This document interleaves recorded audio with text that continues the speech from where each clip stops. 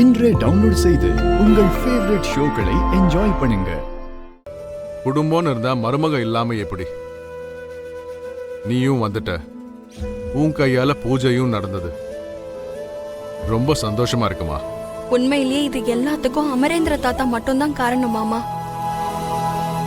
அவர் மட்டும் என்ன இங்க கூட்டிட்டு வரலன்னா என்னால இங்க வந்திருக்கவே முடியாது. லக்ஷ்மி, உனக்கு ஒரு விஷயம் தெரியுமா? என்ன விஷயம் மாமா? எங்க மாமனார் உன்னை இங்க கூட்டிட்டு வரதுக்கு ரூட் போட்டதே நான் தான்.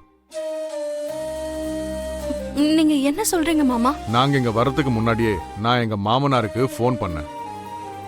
நாங்க ஊருக்கு கிளம்ப போறோம், நீங்களும் வாங்கன்னு சொன்னேன்.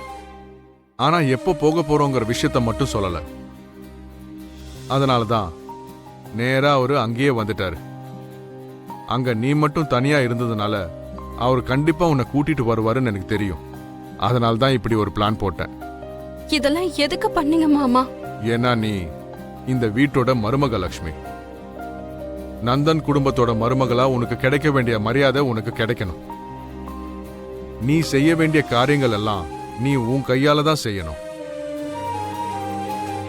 அதனாலதான் நீ வரணும்னு நினைச்சேன். வர்ற மாதிரி பண்ண.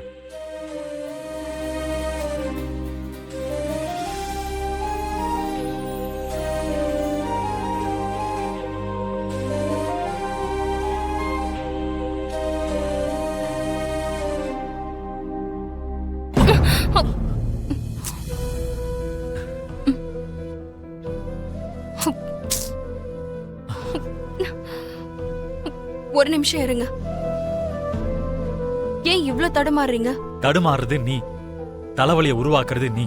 உங்க வழியை நீங்க பாத்துட்டு போறதுல உங்களுக்கு எந்த ஒரு தடையுமே இல்லையே.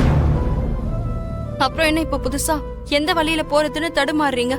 என்ன உன்னை மட்டும் அங்க தனியா விட்டுட்டு நாங்க எல்லாரும் இங்க வந்துட்டோம்னு குத்தி காட்டுறியா?